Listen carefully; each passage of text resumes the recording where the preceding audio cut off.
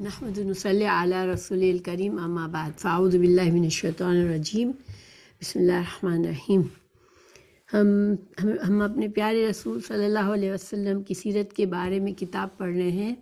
کتاب کا نام ہے تجلیات نبوت، اور ہم آج تیسرا سبق ہے ہمارا اس کتاب کا، تو شروع کرتے ہیں انشاءاللہ۔ عملی زندگی، پیچھے ہم نے آپ صلی اللہ علیہ وسلم کی پیدائش کے بارے میں پڑھا، اس کے بعد آپ صلی اللہ علیہ وسلم کی رضاعت، دودھ پلانا اور یہ سارے مسائل پڑھے کہ آپ کو کس نے دودھ پلایا، بچپن آپ کا بالکل بچپن کیسا رہا۔ اب ذرا سا تھوڑی بڑی عمر کی جب ہوئی آپ کی، ابھی بچپن ہی ہے اور لیکن عملی زندگی۔ نبی کریم صلی اللہ علیہ وسلم یتیم پیدا ہوئے اور اپنے دادا پھر چچا کی کفالت میں پرورش پائی۔ والد سے وراثت میں جو کچھ ملا تھا اس سے کچھ ہونے والا نہ تھا، لہٰذا جو ہی آپ ہلکے پھلکے کام کرنے کے لیے لائق ہوئے، اپنے رضاعی بھائیوں کے ساتھ دیار بنی سعد میں بکریاں چرانے لگے۔ پھر جب مکہ آئے تو وہاں بھی چند قیرات کے عوض اہل مکہ کی بکریاں چرائیں۔ قیرات ایک دینار کا 20واں یا 24واں حصہ ہوتا ہے، جس کی قیمت اس زمانے میں بمشکل 80 یا 90 روپے ہوتی ہے۔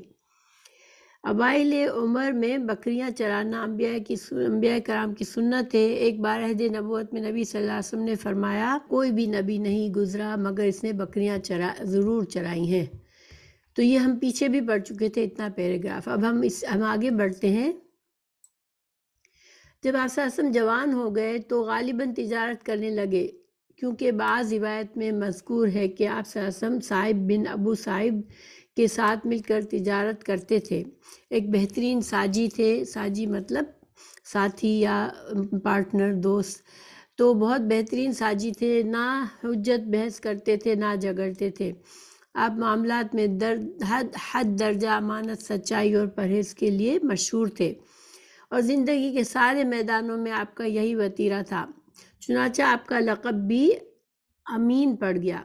امین یعنی امانت دار، جو شخص کے پاس انسان اپنی امانت رکھے تو اسے اطمینان ہو کہ وہ خیانت نہیں ہوگی۔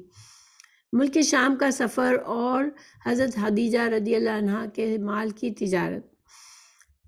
آپ صلی اللہ علیہ وسلم کا یہی شہرہ سن کر خدیجہ رضی اللہ عنہا نے آپ کو تجارت کے لیے اپنے مال کی پیشکش کی۔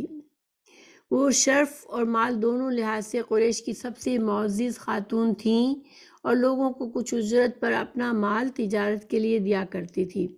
انہوں نے پیشکش کے ساتھ یہ بھی عرض کی کہ آپ صلی اللہ علیہ وسلم کو سب سے اچھی اجرت دیں گی۔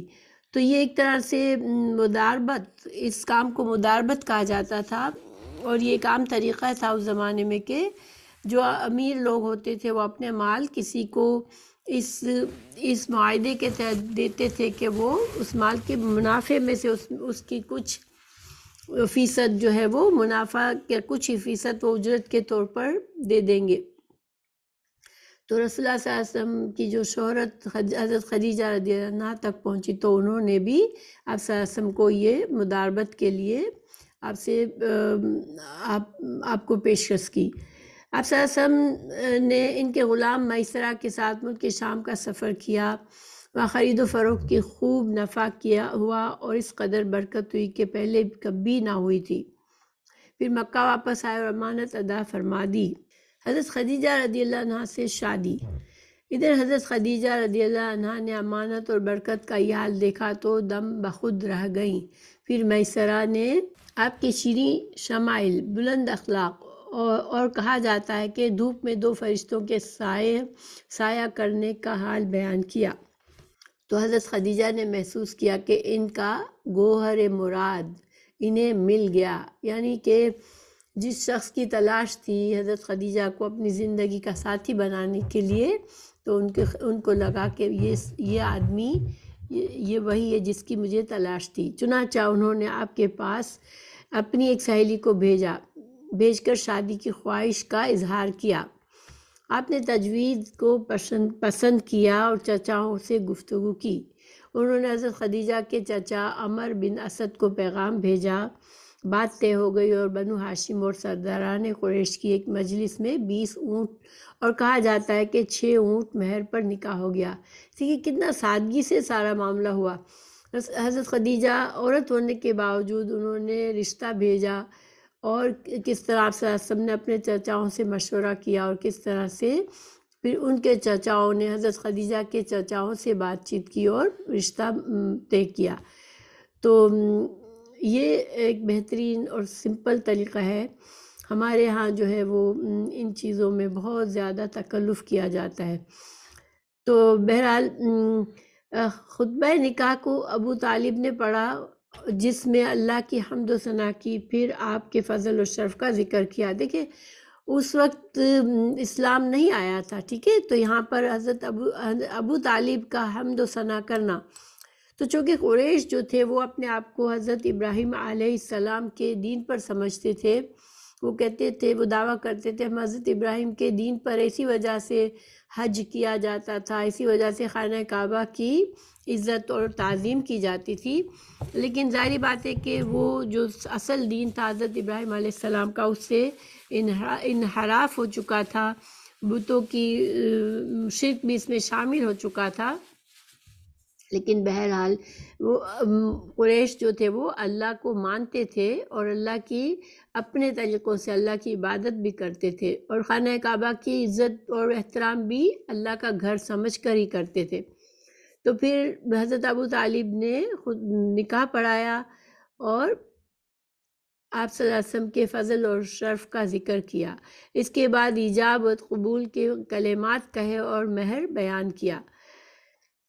یہ ملک شام سے واپسی کے 2 مہینے اور چند دن کے بعد کی بات ہے۔ اس وقت آپ صلی اللہ علیہ وسلم کی عمر 25 سال کی تھی، اور حضرت خدیجہ رضی اللہ عنہ کی عمر مشہور قول کے مطابق 40 سال تھی، لیکن اس کے علاوہ بھی کچھ اقوال ہے۔ ایک قول میں یہ بھی ہے کہ 28 سال کی تھی، اور کچھ اور اقوال میں بھی ہے، کچھ اور بھی اقوال ہے۔ گویا کہ حضرت خدیجہ رضی اللہ عنہ جو تھی عمر میں رسول اللہ صلی اللہ علیہ وسلم سے بڑی تھی، مگر کتنی بڑی تھی اس کے بارے میں اختلافات رائے ہے۔ حضرت خدیجہ کی شادی پہلے عتیق بن عائض مخزومی سے ہوئی تھی، وہ انتقال کر گیا، تو ابو ہالہ تیمی سے ہوئی، اور اس سے ایک بچہ بھی ہوا، پھر ابو ہالہ بھی انتقال کر گیا۔ اس کے بعد بڑے بڑے سرداران قریش نے شادی کرنی چاہی، مگر حضرت خدیجہ راضی نہ ہوئی، کیونکہ وہ نہ صرف خوبصورت تھی، معزز تھی، بلکہ بہت زیادہ مالدار بھی تھی۔ تو بہت سے لوگوں کی خواہش تھی کہ حضرت خدیجہ رضی اللہ عنہ ان سے نکاح کا پیغام قبول کر لے، لیکن حضرت خدیجہ رضی اللہ عنہ نے ان کو قبول نہیں کیا تھا، یہاں تک کہ اللہ تعالیٰ نے ان کو آپ کے شرف و زوجیت سے نوازا، اور ایسی سعادت عطا فرمائی کہ پہلوں اور پچھلوں سب کے لیے باعث رشک ٹھہریں۔ حضرت خدیجہ رضی اللہ عنہ بہت عظیم خاتون تھی اور پہلی مسلمان تھی، اور اللہ تعالیٰ نے خاص طور سے ان کو جو کردار دیا تھا، بہت ذہین اور بہت ہی سمجھدار سلجھی ہوئی خاتون تھی، اور جس طرح سے رسول اللہ صلی اللہ علیہ وسلم کی وفادار ثابت ہوئی، آپ کی ایک اچھی دوست بن کے رہیں، تو یہ کوالٹیز ان کی تھی کہ رسول اللہ صلی اللہ علیہ وسلم جو تھے وہ حضرت خدیجہ رضی اللہ عنہ ان کی پہلی بیوی تھی، لیکن آپ صلی اللہ علیہ وسلم نے جب تک خدیجہ رضی اللہ عنہ اس دنیا میں رہی، اس وقت آپ صلی اللہ علیہ وسلم نے کسی سے شادی نہیں کی، اور آپ کی تمام اولاد بھی انہی سے تھی۔ تو تقریباً جب نبوت آپ صلی اللہ علیہ وسلم کے عمر شاید 50 سال کی عمر ہوگی، اس وقت تک تقریباً حضرت خدیجہ رضی اللہ عنہ جو تھی وہ آپ کی زوجیت میں رہیں، پھر وہ اللہ کو پیاری ہو گئی۔ اس وقت تک ان 25 سالوں میں رسول اللہ صلی اللہ علیہ وسلم نے کسی اور عورت سے نکاح نہیں کیا، صرف اور اولاد بھی اللہ تعالیٰ نے ساری کی ساری حضرت خدیجہ رضی اللہ عنہ کے ذریعے دی۔ رسول اللہ صلی اللہ علیہ وسلم کو صرف ایک جو تھے ابراہیم، جو کہ ماریا قبطیہ رضی اللہ عنہ سے تھے، اور ان کی اولاد کے نام یہ ہے، رسول اللہ صلی اللہ علیہ وسلم کی اولاد کے نام یہ ہے: قاسم، پھر زینب، پھر رقیہ، پھر ام کلثوم، پھر فاطمہ، اور پھر فاطمہ، پھر عبداللہ، کچھ لوگوں نے تعداد اور ترتیب دونوں میں اس سے اختلاف کیا ہے۔ آپ صلی اللہ علیہ وسلم کے تمام لڑکے جو تھے وہ بچپن ہی میں فوت ہو گئے، اور البتہ تمام بیٹیاں جو تھی وہ عہد نبوت پایا انہوں نے، اور اسلام لے آئیں اور ہجرت بھی کی، اور سب کی سب آپ صلی اللہ علیہ وسلم کی زندگی ہی میں فوت بھی ہو گئیں۔ صرف حضرت فاطمہ رضی اللہ عنہ آپ کے بعد 6 مہینے زندہ رہی۔ دیکھیے سبحان اللہ، رسول اللہ صلی اللہ علیہ وسلم نے اپنی زندگی میں یہ اپنے پیاروں سے جدائی کا بڑا غم سہا ہے، یعنی کہ بچپن میں ماں باپ چلے گئے، پھر پیارے دادا چلے گئے، پھر چچا، پھر آپ صلی اللہ علیہ وسلم کی اولاد، یہاں آپ کی پیاری بیوی جن سے آپ صلی اللہ علیہ وسلم کو بہت پیار تھا وہ بھی آپ کی زندگی میں چلی گئیں، پھر آپ کی اولاد میں سے ساری اولادیں جو تھیں وہ آپ صلی اللہ علیہ وسلم کی زندگی ہی میں فوت ہوئیں، اور صرف فاطمہ رضی اللہ عنہ جو تھی وہ 6 مہینہ زندہ رہی آپ صلی اللہ علیہ وسلم کے انتقال کے بعد۔ تو یہ کتنا بڑے، یعنی کتنے دکھوں کا، صرف اتنا ہی کو دیکھے تو یہ کتنے سارے دکھ ہیں ایک انسان کے لیے، جو اللہ تعالیٰ نے اپنے پیارے نبی صلی اللہ علیہ وسلم کو ان دکھوں سے آزمایا۔ پھر بیت اللہ کی تعمیر اور حجر اسود کی جھگڑے کا فیصلہ۔ آپ صلی اللہ علیہ وسلم کی عمر کا 35واں سال تھا کہ ایک زوردار سیلاب آیا جس سے خانہ کعبہ کی دیواریں پھٹ گئیں۔ یہ دیواریں ایک بار کعبہ میں آگ لگ جانے کی وجہ سے پہلے ہی کمزور ہو چکی تھیں۔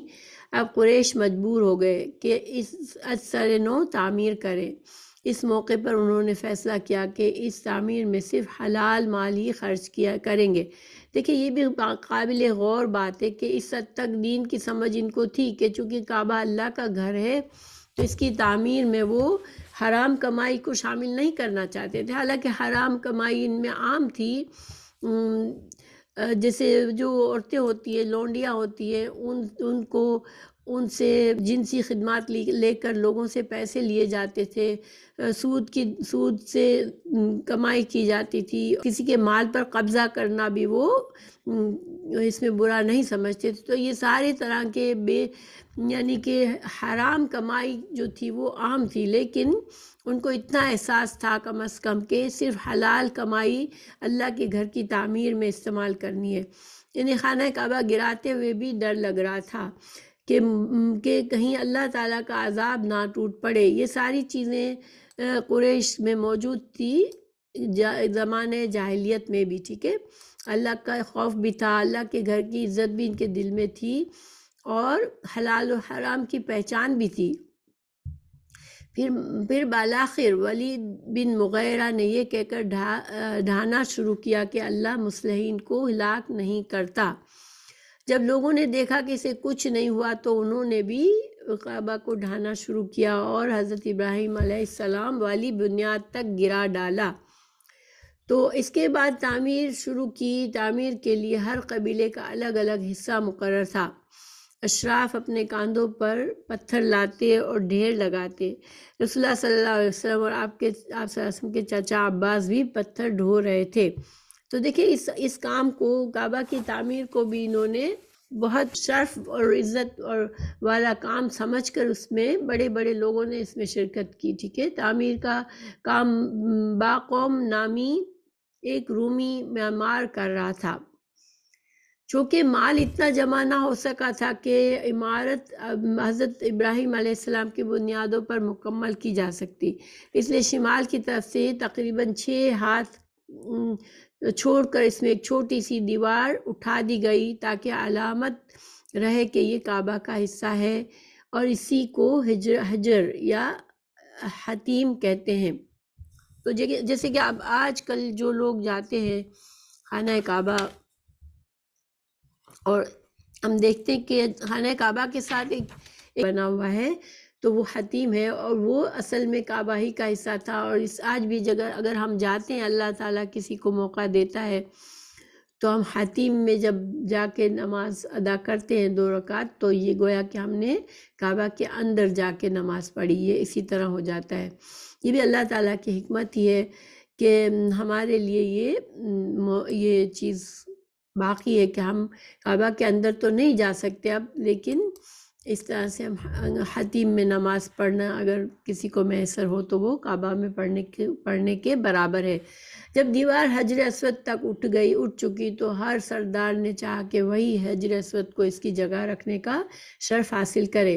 اس پر سخت جھگڑا اٹھ کھڑا ہوا جو 4-5 روز جاری رہا اور قریب تھا کہ حرم میں خون خرابہ ہو جاتا، لیکن ابو امیہ نے جو سب سے زیادہ عمر رسیدہ تھا یہ کہہ کر فیصلے کی ایک صورت پیدا کر دی کہ مسجد حرام کے دروازے سے جو شخص پہلے داخل ہو اسے اس جھگڑے کا حکم مانا جائے گا، یعنی وہ فیصلہ کرے گا ہمارا۔ لوگوں نے یہ تجویز منظور کر لی۔ اللہ کی مشیت دیکھیں کہ اس کے بعد سب سے پہلے جو شخص داخل ہوئے وہ آپ صلی اللہ علیہ وسلم تھے۔ قریش نے دیکھتے ہی کہا ھذا الامین رضیناہ ھذا محمد، یہ محمد صلی اللہ علیہ وسلم ہے اور امین ہے، ہم ان سے راضی ہیں۔ آپ صلی اللہ علیہ وسلم سے کتنی عزت تھی آپ صلی اللہ علیہ وسلم کی۔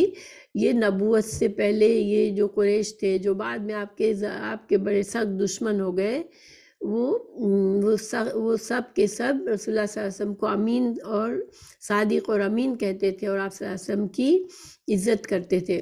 پھر آپ صلی اللہ علیہ وسلم ان کے پاس پہنچے تو آپ کو تفصیل بتائی گئی۔ آپ نے اس کا یہ حل نکالا کہ ایک چادر لی، اس میں حجر اسود رکھا اور سب سرداروں سے کہا کہ اس کا کنارہ پکڑ کر اوپر اٹھائیں۔ سب نے ایسا ہی کیا۔ جب چادر حجر اسود کی جگہ تک پہنچ گئی تو آپ نے اپنے مبارک ہاتھ سے حجر اسود کو اس کی جگہ پر رکھ دیا۔ یہ اتنا عمدہ فیصلہ تھا کہ اس پر سب خوش ہو گئے۔ حجر اسود زمین سے 1.5 میٹر بلندی پر ہے اور دروازہ تقریباً 2 میٹر اونچا ہے۔ قریش نے اسے اتنا اونچا اس لیے رکھا تاکہ ان کی اجازت کے بغیر کوئی شخص کعبہ میں داخل نہ ہو سکے۔ ظاہر اگر 2 میٹر اوپر ہے تو کوئی بھی سیڑھی کے بغیر اندر نہیں جا سکتا، تو جب تک کہ قریش جس کو اجازت نہ دے وہ اس دروازے کے اندر داخل نہیں ہو سکتے تھے۔ پھر دیواریں 18 ہاتھ بلند ہیں جبکہ پہلے 9 ہاتھ تھیں، یعنی کہ جو حضرت ابراہیم علیہ السلام کے زمانے میں جو تھا کعبہ کی جو اونچائی تھی وہ کم تھی، مگر انہوں نے پھر جب دوبارہ بنایا تو 18 ہاتھ کے برابر کر دیا۔ اندرون کعبہ 2 قطاروں میں 6 ستون کھڑے کیے گئے ہیں اور 15 ہاتھ کی بلندی پر چھت بنائی گئی ہے، جبکہ پہلے نہ ستون تھے نہ چھت تھی۔ ٹھیک ہے، یہ بھی سیرت ابن ہشام سے لی گئی ہے۔ صحیح بخاری کی حدیث 20 میں ہے 1582۔ ٹھیک ہے، نبوت سے پہلے آپ صلی اللہ علیہ وسلم کی سیرت۔ آپ صلی اللہ علیہ وسلم نے بچپن ہی سے سلیم العقل، پاک دامن اور بھرپور قوت کے مالک تھے۔ جوانی اور پختگی کا زمانہ آیا تو آپ کی خوبیاں اور نکھر گئیں۔ آپ درست سوچ، صحیح نظر، بہترین اخلاق اور عمدہ عادات کا سب سے بلند نمونہ تھے۔ سچائی اور امانت، مردانگی اور شجاعت، عدل اور حکم، زہد اور قناعت، بردباری اور عفت، صبر و شکر، حیا اور وفا، خیر خواہی اور تواضع یعنی مہمان نوازی، سب میں ممتاز تھے۔ بھلائی اور احسان میں آپ کا کوئی ثانی نہ تھا۔ ابو طالب جو تھے وہ بھی آپ سے صلی اللہ علیہ وسلم سے بہت محبت کرتے تھے۔ آپ کے چچا جو ابو طالب تھے وہ ایک شعر کہا کرتے تھے، ابید یستسقی الغمام بوجہہ ثمال الیتامی عصمۃ للارامل۔ وہ گورے مکھڑے والا جس کی برکت سے ابر رحمت برستا ہے، وہ یتیموں کا سہارا اور بیواؤں کا نگہبان۔ آپ صلی اللہ علیہ وسلم صلح رحمی کرتے تھے، لوگوں کا بوجھ اپنے سر لے لیتے تھے، تنگ دست کی ایسی مدد فرماتے کہ وہ مالدار ہو جاتا یا روزگار پہ لگ جاتا، مہمان کی میزبانی کرتے اور مصیبت کے مارے ہوئے لوگوں سے تعاون فرماتے تھے۔ یہ سب کی سب آپ صلی اللہ علیہ وسلم کی خصوصیات ہیں، جو کہ صحیح بخاری میں بدء الوحی میں ایک حدیث میں حضرت خدیجہ رضی اللہ عنہ جو تھی وہ ان کی زبانی یہ ساری کی ساری آپ صلی اللہ علیہ وسلم کی جو خصوصیات تھی وہ انہوں نے بیان کی ہیں۔ اللہ تعالیٰ نے آپ کی حفاظت و نگہبانی کا خاص انتظام فرمایا تھا اور قوم کے اندر پھیلی ہوئی خرافات اور برائیوں کے خلاف آپ کے دل میں نفرت ڈال دی تھی، چنانچہ آپ بتوں کی عید پر حاضر ہوتے تھے، نہ شرک کے میلوں میں جاتے تھے۔ یعنی جب آپ کو نبوت نہیں بھی ملی تھی تو آپ شرکیہ کاموں سے بہت نفرت کرتے تھے۔